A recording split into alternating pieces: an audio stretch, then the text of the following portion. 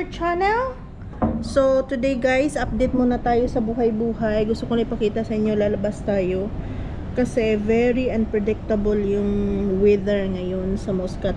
As you can see, ayan oh, tingnan nyo, sobrang mahangin. Ayan, tapos now it's 6 o'clock pero mainit pa siya.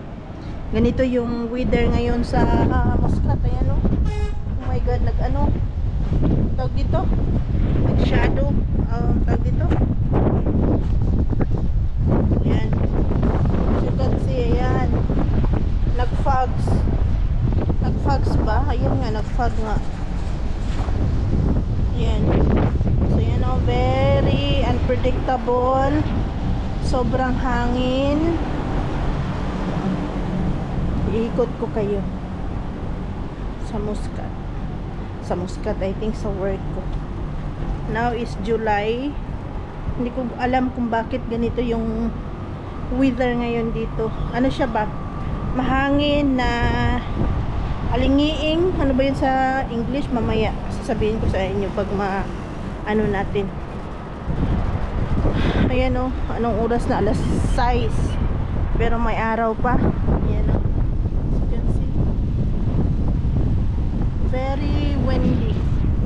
Very windy ngayon, pero alingiing siya na pagka-windy. Hindi siya maganda na pagka-windy ba. So ganito yung climate sa Muscat, very unpredictable. And I think last night also maambon, hindi ko lang nakita, pero nung binuksan ko yung jealousy namin, sobrang daming tubig na stock. So for sure sa ano yun last night, sa ulan. Alright, ayan o, tingnan nyo guys, sobrang hangin talaga ngayon. Pasok tayo dito, malamig dito sa aking shop.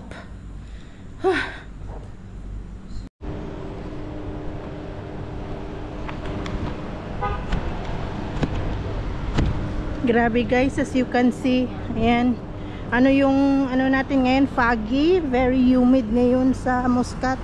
Like I said earlier, very unpredictable yung ano climate dito sa Muscat. Minsan ganyan siya, humid, very hot, very windy, iba-iba, depende sa mood niya. Now I'm going to walk like 10 minutes. Alright.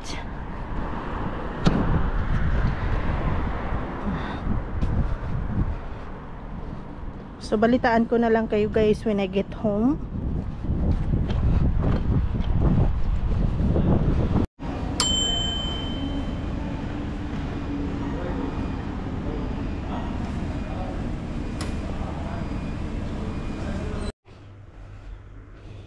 What? Oh my god. Yan yung sahig. Oh, nag-ano siya, molds. Grabe. I have to close this window.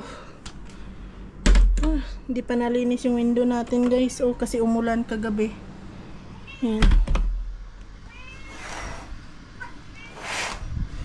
Naam? Why? What? What you want? Grabe yung sahig guys. Oh, if you can see. My god. Sobrang ano ng sahig kasi ano ba? Humid. So kailangan nating linisin to guys.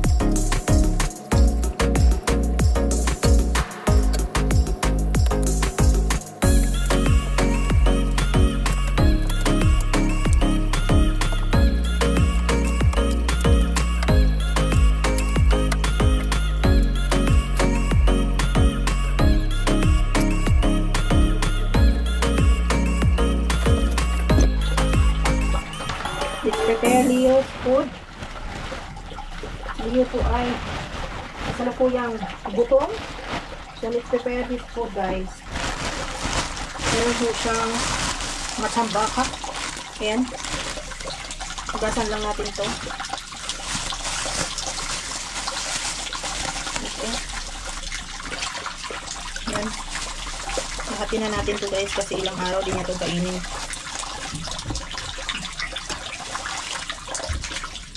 Isang piraso, isang araw. I think 150 po ito, guys, ha. So, alam nyo niya, masyadong mahirap magano magpakain ng pusa.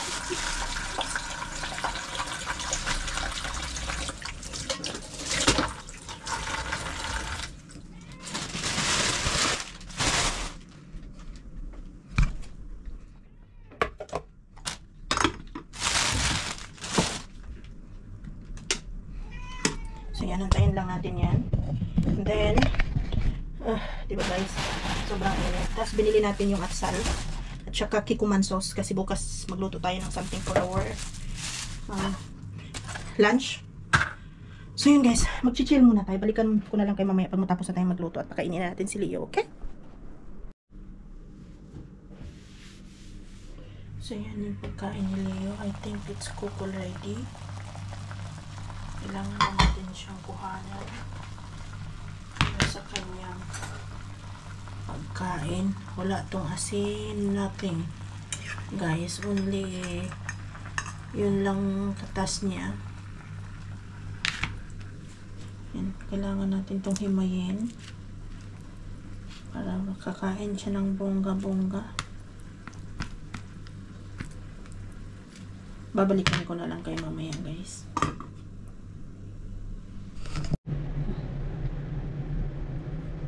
You're such a kitty pie and I love you too much. You're hungry? Hungry, Mama? Ay, Mama, I'm hungry, Mama. I like fish, Mama. I like too much fish. Favorite kasi niya yan yung fish. So, yan. Tapos na. Favorite ni Leo fish at saka tawag dito, liver, chicken liver. Pero paminsan-minsan ko lang siya pinapakain ng chicken liver kasi hindi naman yun maganda sa pusa yung grabe kumakain ng chicken liver, diba? So ngayon guys, kwentuhan ko lang kayo mga one of the struggle kung nasa Middle East ka or nagtatrabaho ka sa Arab country. Isa yun yung klima kasi grabe dito guys. Actually medyo nagbago na nga a few years back yung winter dito. Siguro sa Oman lang, siguro hindi. Pero nakaranas kasi ako ng winter. One of the struggle first is the climate. Kasi dito nga, kagaya ng sinabi ko earlier, it's very unpredictable. Pero dalawa lang ang, dito summer, tatlo pala. Summer, winter, tsaka may isa pa. Tawag dito mamaya, pag malala ko. Sunstorm. No, actually, kaliwalid the sunstorm. Summer and winter. Sa ibang Arab country like, what is it? Sa ibang country na naranasan ko like Kuwait, pag winter doon, sobra talaga. Sobrang lamig. Dito sa Muscat, pag winter, it's just like normal days. Like, tolerable yung winter dito, yung tawag dito, yung lamig, tolerable siya. Mag-jacket ka lang, it's fine for you. Tapos pag tanghali, still hot. Pero malamig yung hangin. Pero tolerable nga, gaya na sinabi ko, it's different from Kuwait. Yung Kuwait talaga sobrang lamig. Tapos pag summer, sobra ding init. Dito guys, ang summer, sobrang init din. Pero, maguguluntang kami sa biglang ulan. Lalo na this month, January to June, July. Yan, very unpredictable yung weather. Nag-change yung, sa isang araw, the weather's changing like, I don't know how many times. Like, windy, biglang uminit, biglang humangin, tapos biglang humid. Iba-iba yung, estilo ng weather niya sa isang araw. So, yun yung struggle natin. Kasi like for example, if you are working outside and you are walking, your house is walking distance to your work. So, yun yung struggle. Sa akin kasi, nasanay na rin ako kasi ilang buwan na ba ako dito? 6 months na ako sa bahay na to, which is 15 minutes away from work. So talagang nagtiyaga ako guys na bumangon na alas 8, tapos mag-start na ako ng walking ng 9:30. So sa kalaunan mahirap, sa umpisa mahirap, but later on ma-accept mo na siya, ma-accept na siya ng body system mo, ng body clock mo, na ganun talaga yung mangyayari. Pero for some reason also guys, sometimes pag I'm not feeling well, so nag-taxi ako, like marami akong bitbit, laptop, mga heavy things to bring at work. So nag-ano ko, taxi, 1 real lang naman ang bayad, but most of the time talaga I walk. So yun yung isa sa struggle dito. Magkakasakit ka, like pag tungtong ng summer, iba-iba nag-change nga yung weather pabigla-bigla, so magkakasakit ka for sure. Tapos pag tungtong naman ng winter, mag-iiba-iba din yung climate niya everyday, so magkakasakit ka talaga kung hindi ka sanay. But for me, medyo okay na ako. Second struggle dito guys, yung like ma-homesick ka talaga guys. Kung yun, ma-homesick ka if you are new, ma-homesick ka talaga kasi hindi mo alam kung paano ba mabuhay na mag-isa. But for me, I was living like more than 10 years completely na I was alone. Before, not too much alone kasi at the building, at the house, merong mga iba-ibang tao sa bawat kwarto. So you can just say hi, talk to them sometimes. But for now, I was living alone. Like this unit, other rooms meron, pero mga Arabo sila, so I cannot speak with them that much. And also I was just inside at home. Isipin nyo lalabas ako ng 9:30, babalik ko ng bahay 11, 10:30, parang 12 hours ako nasa labas. So very rare for me to go out or to say something to the people outside. And yun yung struggle guys. Pero kukwento ko lang sa inyo, dati nung 20s pa ako, lagi ako nasa labas sa simbaliw na baliw ako after work. Gala ako ng gala, inom ako ng inom. But you know, as days pass by, when you're getting older, yes, I'm old already because I'm already 39. So you feel something na you have to stay at home. Kaya ngayon, homebody na lang ako guys, as in work home, Leo. I'm so glad that I have Leo in my life because he's the reason why I have to come home. Kasi kung wala si Leo guys, maybe I just wanted to go out, stay outside so late. So since I have Leo, I really intend to go home right after the work. So Leo made me a homebody. He is the reason why I always stay at home, which is really good. Though it's very expensive to have cat, but you know, he makes me happy. And third also guys, yung saan ba to third? Pakikisama. Sana ba pang ilan na to na struggle, yung magstay ka talaga ng alone. Yun yung pinaka-struggle talaga sa OFW. Pero focus lang, ganun talaga ang buhay. Hindi madali ang buhay kahit saan man sa abroad, hindi madali. Third pala, yung yung challenges dito, kung makakahanap ka ba talaga ng true friend. Kasi from my experience, I had a lot of Filipino friends before guys, but they are only good to you when you have something for them, when you spend something for them. But if you are needed, if you need something from them, you need help from them, they are not with you.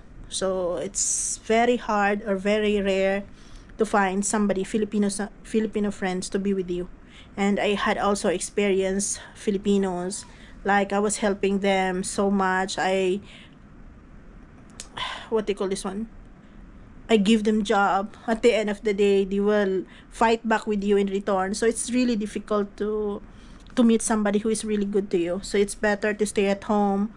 This is my choices guys. For you, it's different. You have different lifestyle. But for me, at my age, I'm done. Alright? I never have a best friend, because for me, friends is a very big deal. Friends, I look up friends into different way. For me, friend is something you can lend on, someone you can lend on, someone you can trust, you know. But I never find somebody like that from my stay here in Oman. So yun, I've learned so much lesson from my past. Kaya I choose to be alone guys. And I know it's really difficult and it's hard, but you know, life is like that. So yun lang naman guys, grabe yung chika ko. Hindi ko alam kung saan papunta yung chika na to. Tama na to. Di ba si Leo lang naman yung topic natin kanina. Tsaka yung weather forecast dito, yun lang naman. So yun lang guys. Pasensya na sa mga hinanaing natin sa buhay, but it really happened. And I'm sure I'm not just me who is experiencing this, but a lot of people can relate this. So yun guys, thank you for watching and I hope to see you soon. Good night! Bye!